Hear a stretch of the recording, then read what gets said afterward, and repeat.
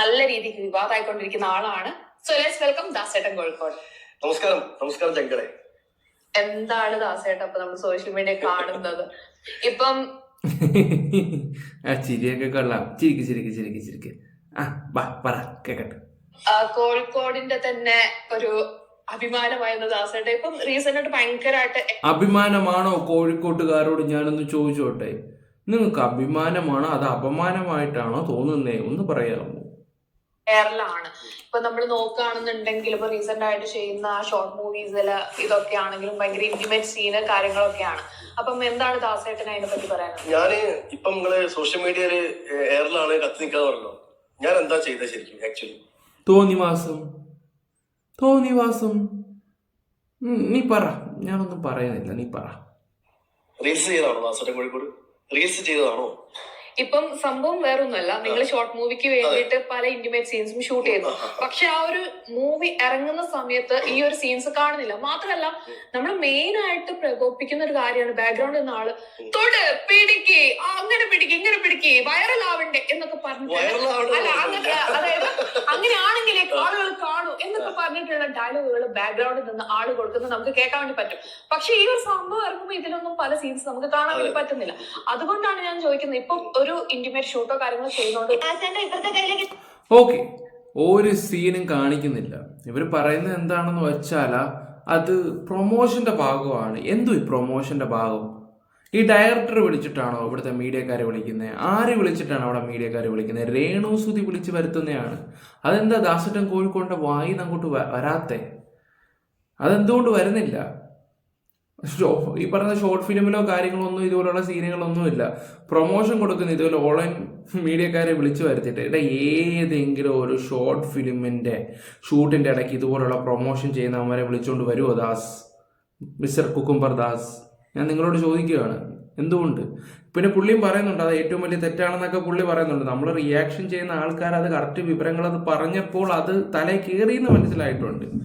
Okay, എന്തായാലും ആ ഷൂട്ടിന്റെ ഇടയിൽ കണ്ട ഒരു സീൻ കാണിച്ചു തരാം.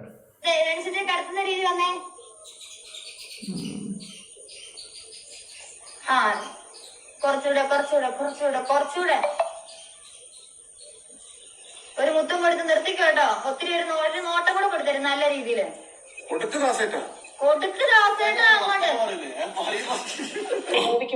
ഓ, കാക്കയുടെ പശുവിന്റെ അങ്ങോട്ട് കടിയുടെ ഒരു ഇതുണ്ടല്ലോ. കാക്കയുടെ എന്തോ വിശപ്പം മാറും പശുവിന്റെ കടിയും മാറുമെന്നോ? അതുപോലുണ്ട് സാധനം കണ്ടിട്ട്. പറ അമ്മച്ചി, സോറി ആങ്കറെ. കുഴപ്പമില്ല, പക്ഷെ ഇത് ഭയങ്കര വൾഗറായിട്ട് കാണിക്കാൻ വേണ്ടി ചെയ്യുന്ന പോലെയാണ് എനിക്ക് ഫീൽ ചെയ്തിട്ടുള്ളത്.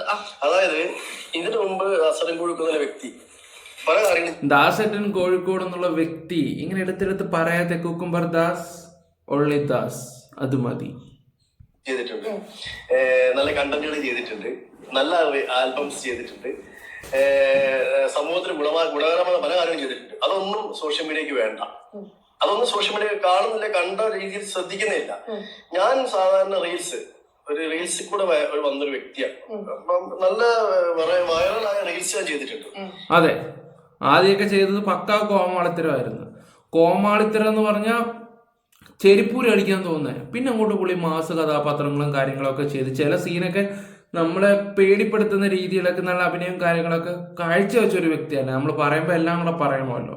പക്ഷെ ഈ രേണുസുതിയുടെ ഒരു കാര്യത്തിൽ വന്ന് അങ്ങോട്ട് കഴിഞ്ഞപ്പോൾ തനി കോമഡി പീസായിപ്പോയി. ഇവിടെ തൻ്റെ ഉള്ള വിലയോട് അങ്ങോട്ട് കളഞ്ഞ്, ഉള്ള വില അല്ല എന്തോ പറയാനാ. ഇത് ഒരു റീൽസേ അല്ല, ഒരു ആൽബത്തിൽ നായകനായിട്ട് അഭിനയിക്കാൻ എന്നെ വിളിച്ചു, നായികയായിട്ട് അഭിനയിക്കാൻ മറ്റൊരാളെ വിളിച്ചു. അതിൽ വേറെ കുറെ കഥാപാത്രങ്ങളുണ്ട്. അപ്പൊ ഞങ്ങള് സ്ക്രിപ്റ്റ് ചർച്ച ചെയ്തു, ഇന്ന കാര്യങ്ങൾ ചെയ്യണം എന്ന് തീരുമാനിച്ചുകൊണ്ടാണ് ഞങ്ങൾ ഷൂട്ട് ചെയ്യുന്നത്. ഒരു സിനിമയിൽ ഒരു ഇന്റിമേറ്റ് നമ്മൾ ഷൂട്ട് ചെയ്യണം എങ്ങനെയാണ്? നമ്മൾ സിനിമ കാണുന്ന സമയത്താണ് നായകനും നായകനും തമ്മിൽ അടുക്കുന്നത്. ലിപ് ലോക്ക് വരെ സംഭവിക്കാണ് സിനിമകളിൽ, കണ്ടില്ലേ? എത്രയോ തീവണ്ടി എന്ന സിനിമയിലൊക്കെ ലിപ് ലോക്ക് വന്നിട്ടുണ്ട് അല്ലെ? അപ്പം അത് നമ്മൾ സ്ക്രീനിൽ കാണുന്നു. അത് ടോവിനോ, ഇത് ദാസേട്ടൻ, സോറി കുക്കുംബർ ദാസ്. അവര് തമ്മിൽ അടുത്തല്ലോ. അടിപൊളി, കൈയടിക്കും അല്ലേ? ഇത് ശരിക്കും ഷൂട്ട് ചെയ്യുമ്പോ എങ്ങനെയായിരിക്കും നിങ്ങൾ പറഞ്ഞു? എങ്ങനെയായിരിക്കും ഷൂട്ട് ചെയ്യുമ്പോ? നായകനും നായികയും ഡയറക്ടർ ടേക്ക് പറഞ്ഞു കഴിഞ്ഞാൽ നായകനും നായികയും ഓൺ ദ സ്പോട്ട് ഒറ്റ ടേക്കിൽ ഓക്കെ ആക്കുകയാണോ ചെയ്യുക സാറിന്? അല്ല, 2, 3, 4 ഷോട്ടുകൾ ഉണ്ടായിരിക്കാം. വ്യത്യാസം ഞാൻ പറയാം. അവിടെ ആരുണ്ടാവും? ഇവിടെ എന്താ സംഭവിച്ചത്? ഒരു ആൽബത്തിന്റെ ഷൂട്ട്, നായകൻ നായികന്റെ അടുത്ത് പോകുന്നു, ഇവര് കിസ് കൊടുക്കുന്നു, കഴുത്തിൽ ലിപ്ലോകം തന്നെ കിസ് കൊടുക്കുന്നു, ഹഗ് ചെയ്യുന്നു. ഇവിടെ ചുറ്റും ആരാളുള്ളത്? ആരാ ആരാളുള്ളത്? പറ. ഡയറക്ടറും ആൾക്കാരും തന്നെയാണ്. ഡയറക്ടർ ആൾക്കാരൊന്നുമല്ല, ഡയറക്ടറും അതിന്റെ ബന്ധപ്പെട്ട അസോസിയേറ്റ് 2-3 ആൾക്കാരല്ല, ഓൺലൈൻ മീഡിയാസ് മൊത്തം ചുറ്റുമുണ്ട്. എന്തിനാ അവിടെ നിൽക്കുന്നത്? എന്തിനാ നിൽക്കുന്നത്? ഓൺലൈൻ മീഡിയക്കാരെന്തിനാ നിൽക്കുന്നതെന്ന് ദാസേട്ടൻ അറിയത്തില്ലേ? ഇത്ര നാളെ എങ്ങനെയാ നിന്നത്? ദാസേട്ടന്റെ ഏത് പരിപാടിക്കാണെങ്കിലും ഈ ഓൺലൈൻ മീഡിയസ്കാർ വരുന്നുണ്ട്. നിങ്ങൾക്ക് എന്തുകൊണ്ട് അന്ന് വിലക്ക് കൂടാം? അല്ലെങ്കിൽ നിങ്ങൾക്ക് ഡയറക്ടറിനോട് തുറന്നു പറയാമായിരുന്നല്ലോ. എന്തുകൊണ്ട് അത് ചെയ്തില്ല? നിങ്ങൾക്കത് പറയാമായിരുന്നല്ലോ. ഇപ്പോൾ ഒരു ഷോർട്ട് ഫിലിമും കാര്യങ്ങളൊക്കെ ചെയ്യുമ്പോൾ അതിൻ്റെ മെയിനായിട്ടുള്ള സീനുകളെല്ലാം ഇവിടെ ഇടുന്ന ആരാ? ഇവിടുത്തെ ഓൺലൈൻ മീഡിയസാണ്. എങ്ങനെയെങ്കിലും റീച്ച് ഉണ്ടാക്കുക, എങ്ങനെയായാലും അവർക്ക് റീച്ച് ഉണ്ടാക്കുക, നെഗറ്റീവ് ഉണ്ടാക്കുക, ഇത് തന്നെ പരിപാടി.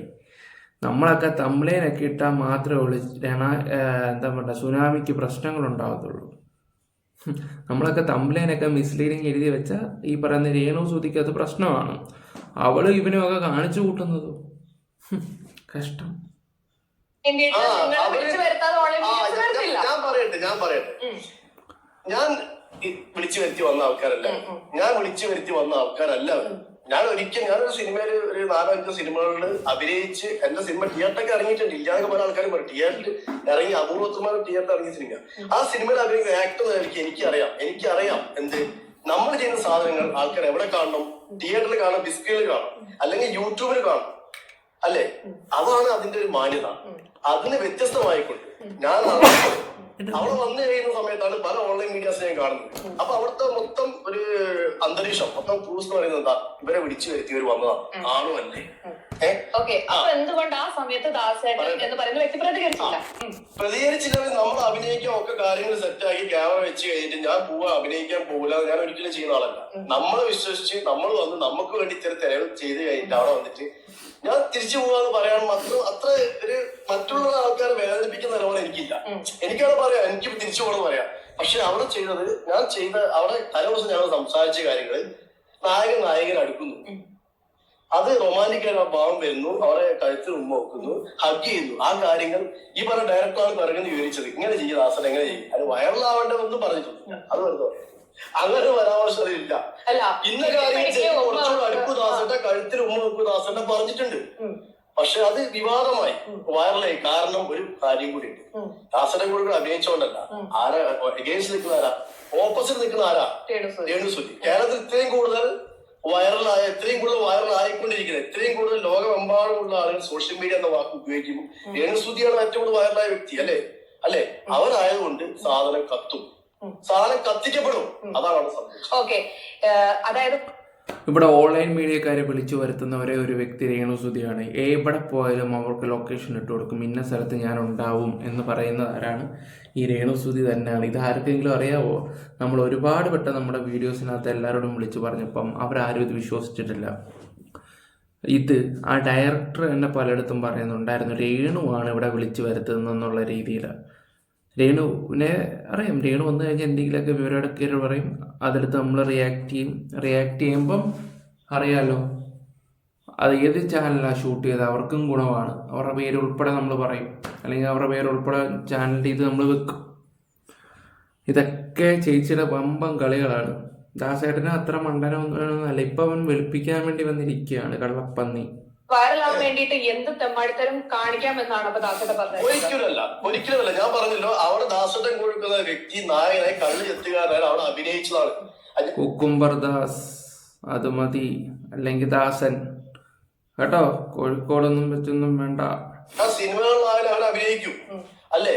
അത് സോഷ്യൽ മീഡിയയിൽ ഈ പറഞ്ഞ ഓൺലൈൻ മീഡിയാസ്, ഞാൻ അവര് ഹോളിവുഡ് ഒരേ സുഹൃത്തുക്കൾ എന്റെ ഇല്ലാന്ന് പറയില്ല, അവര് രേണു സുധി എന്ന് പറഞ്ഞ ഘടകമായതുകൊണ്ട് അവർ ദാസനം കൊടുക്കുക വേറെ വ്യക്തിനോട് ചെയ്ത് കഴിഞ്ഞ് ഒരു 10-20 ഓൺലൈൻ മീഡിയാസ് എടുത്ത് കത്തൂല, ഉറപ്പായാലും കത്തൂല. കത്തിയത് എന്തുകൊണ്ടാ? രേണു സുധി ആയതുകൊണ്ടാണ്. രേണു സുധി ആയതുകൊണ്ട് 2 ഓൺലൈൻ മീഡിയാസ് വന്ന് പകർത്തി കഴിഞ്ഞാൽ സാധനം കത്തും. കാരണം എന്താ? അവളായതുകൊണ്ട് മാത്രമാണ്. അവിടെ ഞാൻ അവളായതുകൊണ്ട് മാത്രമല്ല, അതുപോലെ ഒരു പഠിച്ച കള്ളിയായതുകൊണ്ട് ആ കള്ളിയുടെ ഓരോ കള്ളങ്ങളും സോഷ്യൽ മീഡിയ നമ്മൾ പൊളിച്ചടിക്കുന്നുണ്ട്. ഇവിടുത്തെ ജനങ്ങൾക്ക് അറിയാം സത്യാവസ്ഥ എന്താന്ന്. ആ കള്ളിയെക്കുറിച്ച് പിന്നെയും ആൾക്കാർ കേൾക്കാൻ വേണ്ടി ഇങ്ങനെ കാത്തിരിക്കും. കാരണം എൻ്റെ സുതിച്ചേട്ടൻ എന്നും പറഞ്ഞിട്ട് ഒരു വർഷം ജനങ്ങളുടെ സിമ്പതി പറ്റിക്കൊണ്ട് അവൾ നടന്നതാണ്. അതിനുശേഷമാണ് അവിടെ ഓരോ കള്ളങ്ങളും ജനങ്ങൾ മനസ്സിലാക്കിയതും ആ കള്ളിയുടെ ഏതെങ്കിലും കള്ളത്തരം വരാൻ കടപ്പുണ്ടോ എന്നറിയാനുള്ള ക്യൂരിയോസിറ്റി, അങ്ങനെ വേണമെങ്കിൽ പറയാം. നീയും മോശമൊന്നുമല്ലല്ലോ ദാസപ്പാ. അഭിനയിച്ചാണ് ചെയ്തത്. എന്തിനാ നിങ്ങൾ അനാവശ്യമായ ക്ലാസ്സിനെ കൊണ്ട് എന്ത് ചെയ്തു കാണാൻ? എന്താ ചെയ്തത്? ഇത് പോട്ടെ, ഇതൊക്കെ പോട്ടെ. ഈ ഒരു എന്താ പറയാ, നമ്മുടെ ഈ ഒരു ഷാപ്പിന്റെ ഷൂട്ട് കാര്യങ്ങൾ മാറ്റി വെച്ചോ. വേറൊരു വീഡിയോ ഞാൻ കാണാനിടയായത്, കൂടുതലൊന്നും ഞാൻ ഈ മഹത് വ്യക്തികളെ കുറിച്ച് പറയുന്നില്ല. ഇവനൊക്കെ വന്ന് ഈ സോഷ്യൽ മീഡിയ വന്ന് പറയുന്നതെല്ലാം പഠിച്ച കള്ളമാണ്, പച്ചക്കള്ളം. ഞാൻ അങ്ങനെ പറയത്തുള്ളൂ. പച്ചക്കള്ളം എന്ന് വെച്ചാൽ പച്ചക്കള്ളം. ഇനിയെങ്കിലും മനുഷ്യനെ മണ്ടരാക്കാതിരിക്കുക. ഇനിയിപ്പം പറയുന്നത് എന്താണെന്ന് വെച്ചാൽ, ഇനി ഒരു മീഡിയക്കാരൻ അടിപ്പിക്കത്തില്ലെന്ന് അവൻ പറയുകയൊക്കെ ചെയ്യുന്നത് കണ്ടറിയാൻ തോന്നുന്നു. ഈ മീഡിയക്കാരോ ഞങ്ങളെ പോലുള്ള റിയാക്ഷനക്കാരോ ഇല്ലെങ്കിൽ നീയൊക്കെ വെറും വട്ടപ്പൂജ്യമാണ് ദാസ. അതൊന്ന് ആലോചിച്ചാൽ കുറച്ചും കൂടെ നല്ലതായിരിക്കും. അവളോടും കൂടെ ഒന്ന് പറഞ്ഞു തരും. എനിക്ക് ഒരു വീഡിയോ കണ്ടപ്പോൾ, നിന്റെ ഇന്റർവ്യൂ കണ്ടപ്പോൾ എനിക്ക് നിങ്ങളുടെ പുച്ഛമോ തോന്നിയത്. ഇവന്റെ ഭാര്യ അങ്ങോട്ട് ഉടക്കി എന്നുള്ള രീതിയിലൊക്കെ ആണ് തമ്പലൈനും കാര്യങ്ങളൊക്കെ വരികയൊക്കെ ചെയ്തത്. വീട്ടുകാർക്ക് പോലും പുച്ഛമായി തുടങ്ങിയിട്ടുണ്ട്. അതുകൊണ്ട് പരമാവധി നിങ്ങൾ സൂക്ഷിച്ചും കണ്ടും ചെയ്യുക. ടാലന്റ് ഉണ്ട്, നിങ്ങളായിട്ട് അത് കൊണ്ട് കളയുകയാണ്. അത്രയും ഞാനിപ്പോൾ പറയുന്നുള്ളൂ. എന്തായാലും വീഡിയോസ് ഇഷ്ടപ്പെട്ട ലൈക്ക് ഷെയർ സപ്പോർട്ട് ചെയ്യുക. Bye, love you all guys. അപ്പോൾ ഹൈപ്പ് കൊടുക്കാത്തവരൊന്ന് ഹൈപ്പ് കൊടുക്കുക. Bye by.